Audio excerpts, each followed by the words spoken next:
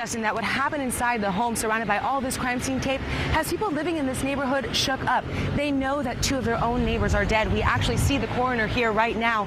But right now, Naples police, that's all they're saying. So you can actually just see it right now in real time. This is what we've been seeing all day. People who maybe didn't even know Melina Valdez, family members who loved her, everybody just coming out to show their support. These balloons and these flowers and these stuffed animals all coming together into this little memorial in front of the daycare where she was killed. That little unicorn balloon that you can see right there in the corner. Some family members came to drop that off early this morning. They were just too upset to talk. But I do want to show you, if we pan over this way, that fence right there is where the driver plowed through into the middle of the playground, killing Melina Valdez. Melina Valdez was only 4 years old. She was smart, sweet, funny, and sassy, her grandmother said. Innocent and pure-hearted. I miss her so much.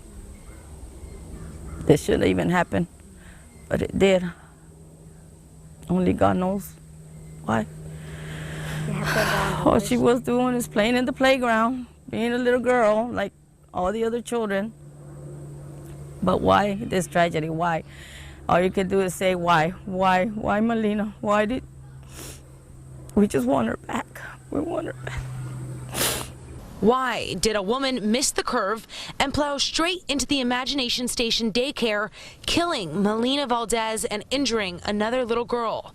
Why does the woman FHP says was behind the wheel only face charges for driving without a license?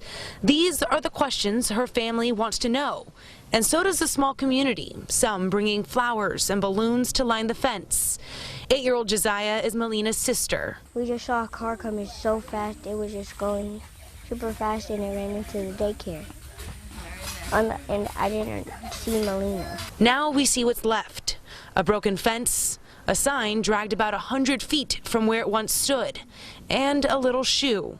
Melina was killed on her mom's birthday, which will never be the same. Supposed to get cake and make some cookies and stay home, but my mom had to go to work to get some hours so we could get some cake. I'm angry because I'm like, how can you give her to us for 4 years and then take her? You know, we were blessed for 4 years, blessed. We want justice. Something needs to get done. And everyone I've talked to says Arcadia is such a small town, so when a tragedy like this happens, everybody feels that pain. Now, tomorrow there will be a candlelight vigil here at the daycare at 8 o'clock in honor of Melina Valdez and also the other little girl who was hit here as well. Well, Russ, for days, neighbors and onlookers have kept their distance from the Laundrie family home. But that all changed today around lunchtime when a woman came by and posted these flyers in the Laundrie family lawn, where the family and the rest of us could actually see them. She hopes that her simple reminder that Gabby Petito was once a beloved member of this household would somehow spark the Laundries to talk to the FBI. And here we go. Terry DeCesso didn't know Gabby Petito. And I think that will stay. Or Brian Laundrie. But she drove 50 miles on Friday to post a message on the house they used to call home. A flyer with a picture of Gabby and a reminder to the Laundrie family. I lived here once. Look, I don't even know the girl, and I don't even know what happened. All I know, she's not here, and she can't talk for herself. DeCesso hopes and prays her simple gesture gets to the Laundries. The FBI would love nothing more for them to talk. Short of that, agents hope anyone with information will call the FBI's tip line. Tips first come to a National Threat Operations Center examiner, then to a special agent. They're trained how to gather information on the phone, how to get details that can help an investigation. Retired FBI agent and Wink News safety and security specialist Rich Kolko told me after Parkland, the FBI revamped how it handles tips because the Bureau missed tips about the Parkland shooter. You never know where that good lead is going to come from. Eventually, the media sensation surrounding the search for Brian Laundrie will go away. But that doesn't mean the FBI search will stop. Brian Laundrie isn't found. You'll see additional, almost marketing by the FBI. And so all of this attention is both good and bad. Good because the FBI is getting a lot of tips, but bad because sometimes a lot of those tips are bogus and the investigators have to take time to differentiate between the two. But if you have any information that could help the FBI in their investigation, specifically where Brian Laundrie might be, call 1-800-CALL-FBI. Well, Lindsay, DNA technology has developed so much in the past few years that they believe they may be able to make a match. The mother of one of the victims told me Fort Myers is a small town, and in small towns, people talk. The detectives are banking on that too, hoping someone will see this and realize it's time to come forward. These crime scene photos show the carnage. 2 shooters, 19 rounds. Deontay Redding and his half-brother Zachary Blue were ambushed when they went to a friend's house to gamble. Inside were 6 witnesses, but somehow the shooters are still out there. They weren't necessarily cooperating, and they weren't really being completely honest. 6 years later, Redding's mother, Angela McClary, tries to remember her son in a different way. He was my firstborn, and he had that smile about him that you would see through him and you couldn't help but smile. The victims' families want answers. This cold case transferred into the hands of 4 detectives with over 120 years of experience as a group. The 4 of us sit there and rework it through the pictures, through the physics, all that stuff. New DNA testing is helping them out. While they continue to search for clues, Redding's mother believes the crime had to do with her son's gambling and that he was set up. He had won a lot of money, a large amount of money that day, and I was told he was called back there. And I don't think that he was called back there to gamble. And neither do detectives. They recently analyzed the victim's phone and found that Redding was talking with someone inside the home 30 minutes before he died. We believe that phone communication may have been forwarded to the individuals who were lying in wait for this ambush. McClary hopes fresh eyes on this case will give her family closure. The day my son died, I prayed and asked God to not let his case die. And Redding's daughter was 12 at the time. This is her now. She's studying criminal justice because she's determined, just like her grandmother, to find her father's killer. Everyone today was emotional. Earlier today, the zoo president and CEO had to stop mid-sentence when talking about the loss of Echo. The zookeepers today weren't doing their usual keeper talks that they do every day, and grief counselors are on site to help them process everything that's happened, and the community is devastated too. I spoke with one family earlier today who was so heartbroken about this loss of their favorite animal. Thanks for coming out today. One by one, families showed up to the Naples Zoo for the first time since Echo was shot and killed.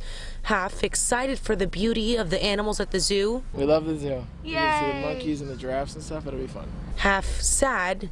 Many, like this family, bringing flowers in the endangered Malayan tiger's honor. We're members here, and that's her favorite animal. It was her favorite animal, so we had to come.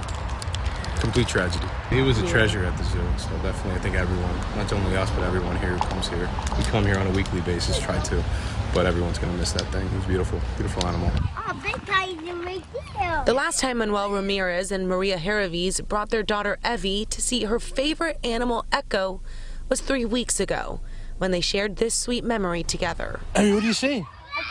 Whoa. But today, the closest she'll get is holding on tight to this stuffed animal she has of him. It's difficult for her parents to explain what happened. A man went somewhere he wasn't supposed to, stuck his arm in the tiger cage, and a deputy had to shoot the tiger to get it to loosen its grasp. I'm going to stay on the phone with you. We're getting help to you, okay? It was hard. I work for the sheriff's office. I'm a dispatcher, so it's hard for the dispatcher and for the sergeant that had to make that decision. It's difficult for little Evie to understand what so many adults are still trying to wrap their heads around. Their responsibilities were very specific. Cleaning of our new hospital and commissary, our gift shop admission, and our two public bathrooms. It was a bad mistake, bad decision, but we only wish him well in the recovery. And as you saw, the zoo's president and CEO talked with the media this morning, taking all of our questions. So some big takeaways.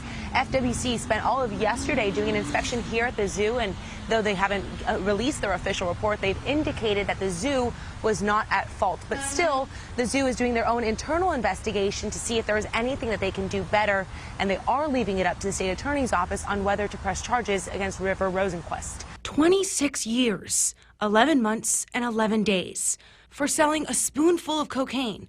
Street value $850. He got locked up for this many years for making a mistake. Mimi Edwards Beach is Michael Edwards' sister. This is an older picture of Michael, but you know, he still looks that good. He was 30 years old when a judge sent him to prison for 60 years. But Edwards had a history of breaking the law. And they were like, you know what? You haven't learned your lesson, so I personally think you just need to be put away for good. And going away for good meant missing his son grow up. Kingsley was only 8 years old when his father went away. Maybe they'll finally grant him clemency on my birthday. And so, that would be the best birthday present yet. Both Kingsley and Mimi say Edwards did his best to stay in touch. Michael would send us these cards. You're one of the best sisters in the world. Hope you have a good time on your birthday. Wish I could be there celebrating with you, hopefully next year. Even when the clemency board would turn his plea for freedom down, Edwards stayed positive, became a model prisoner. Tomorrow, he faces the board again. We have been struggling to make this day happen for a long time. This time, he has a new ally, the guy who put him away all those years ago. Well, I convicted people with shrimp boats sinking with loads and loads and loads of marijuana, and they didn't get anything like that. Joseph D'Alessandro believes in the legal system, believes it works, but knows it didn't work in Michael Edwards' case. But no, I didn't think he'd serve all that time, and I don't think he deserves to be there now. It's time to get out. And he sent me this that he made. Mimi told me her brother is hopeful, but not getting his hopes up that tomorrow's hearing will go his way. But she's confident her brother will soon be able to join the family business. He's more of the dreamer, hence the name Dream Pools and Spas. And I am the more practical person, so I think between the two of us, as a brother and sister team, I think it's gonna be really advantageous for both of us. And Mimi Edwards has her fingers crossed tonight. In addition to the prosecutor who put her brother behind bars, Agriculture Commissioner Nikki Fried supports Michael Edwards' release, and she sits on the clemency board.